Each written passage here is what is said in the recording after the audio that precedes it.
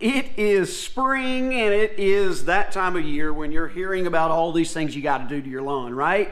And you have no clue if that applies to you or if it doesn't. And we tend to talk about the things that we always do to our lawns, those non-negotiables like mowing a lot and watering properly and fertilizing regularly and taking care of those weeds. Well, today on Budget Lawns, we're going to talk about those good things to do, but not necessary things to do, if you know what I mean. Certainly these things will help, but you don't have to do them.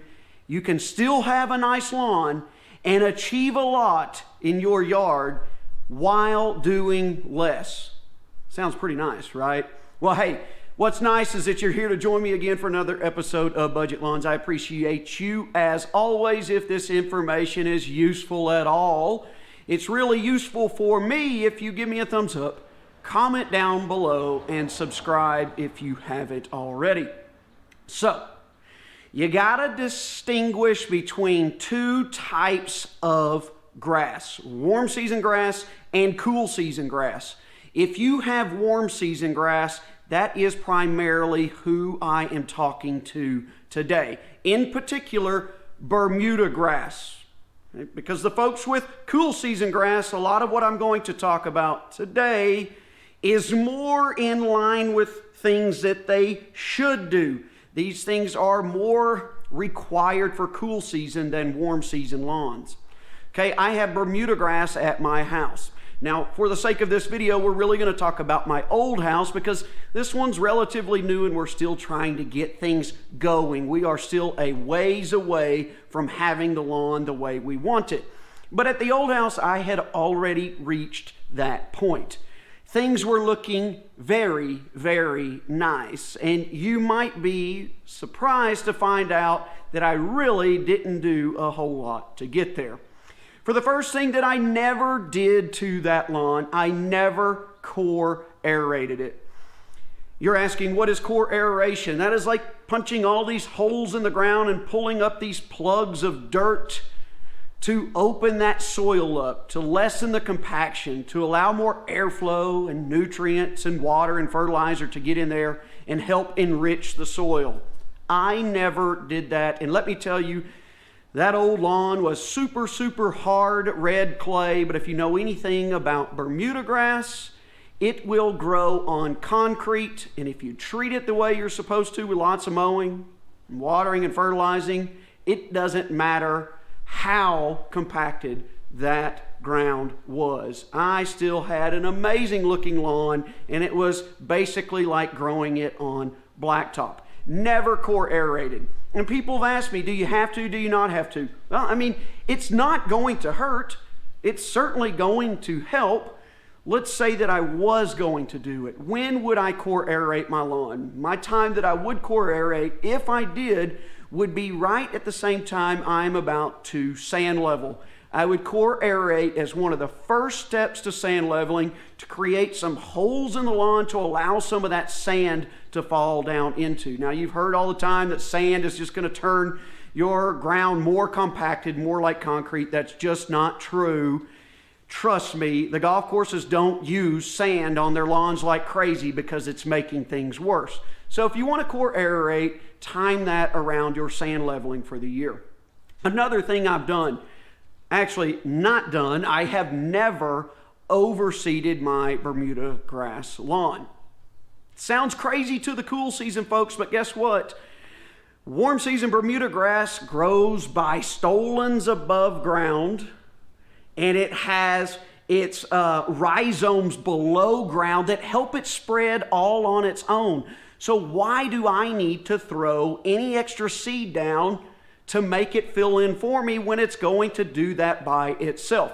Sure, you got to have some patience because that does take some time, but for me, I kind of enjoy watching the process. Not to mention, if you've got a Bermuda grass cultivar in your lawn, say Tifway 419 like I do, you're not going to be able to get a Bermuda grass seed that will match that identically. There are so many Bermuda grass varieties out there that if you've got one in your lawn, if you ask me, it doesn't really matter to have two different types because I did at my old lawn, but I would prefer to have one uniform variety of Bermuda grass and not risk messing that up by overseeding when it's going to do the spreading on its own. Now, some people, there again, are going to say, look, I don't want to wait. I want to overseed my lawn. I've already seeded this lawn and I know exactly what Bermuda grass seed I used before, so I just want to overseed it again to help thicken it up. If I were going to do that, just like with aeration, I would overseed my Bermuda grass lawn right around the same time that I core aerated and sand leveled. It's a good time to kind of knock all those things out. You're going to help get that seed down into some of those holes and into that kind of roughed up lawn. Then you're going to cover things with sand. You'll keep a lot of water on it, some fertilizer, and then you'll see things kind of start germinating and taking off and filling back in all at the same time. But for me, overseeding Bermuda grass, not something that I will ever highly recommend.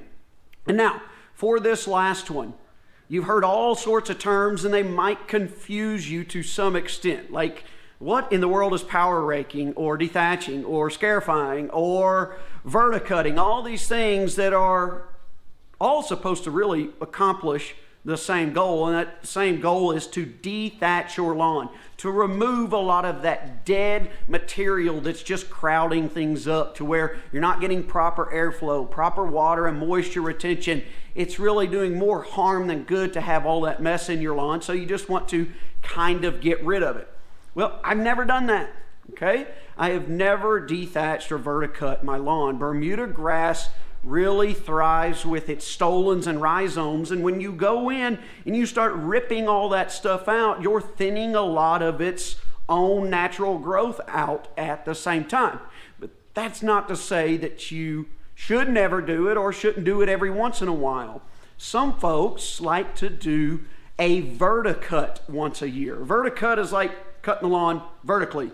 It's not really digging too far down deep into the soil like a normal dethatching or a power rake would. So it's not pulling out too much of those stolons and rhizomes from down in the soil. It's just, the verticutting is just kind of nicely clipping at the top of the soil and thinning out your Bermuda grass lawn just a little bit to thin it out, to allow a little bit more airflow, but while at the same time not just destroying it and removing a lot of those stolons that have really been responsible for giving you that nice, thick, dense Bermuda grass turf in the first place.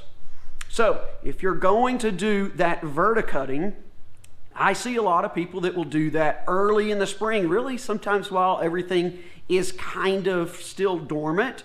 That way they kind of remove some of that dead material even around the time they're scalping. But it's really recommended that you wait a little bit further into the spring after you've mostly greened up. But you want to make sure you do that task when that Bermuda, it's best to do it, I should say, when that Bermuda is actively growing. Because with aeration, sand leveling, and the verticutting, all three of those tasks are really going to put a beating and stress out your lawn. And if you do any of those three, and now we're talking verticutting especially, do it when it's actively growing very vigorously and fast. That way your recover time is not that long after the beating you put on your yard. Because a lot of us, we like to do these projects in the lawn, but we understand that after we do them, guess what? We're gonna have to look at a less than ideal yard for a little bit of time. But if that Bermuda grass is growing very quickly with those warm temps, it'll be back to normal before you know it. All right, my friends, I hope that helps you out. We've been doing lots of good spring lawn tip videos here lately. I'm gonna leave quite a few links down in the description for you below. But if you just want to achieve more in your lawn while doing less, don't stress out that you're not doing every single step people are talking about online. Mow, water, fertilize, take care of some weeds. Other than that, verticutting, aeration, overseeding, sure, they might help from time to time, but they are not absolutely necessary. All right, folks, that is going to wrap it up for this one. I hope you found this information helpful to some extent. I appreciate you joining me as always, and again, we'll see you next time.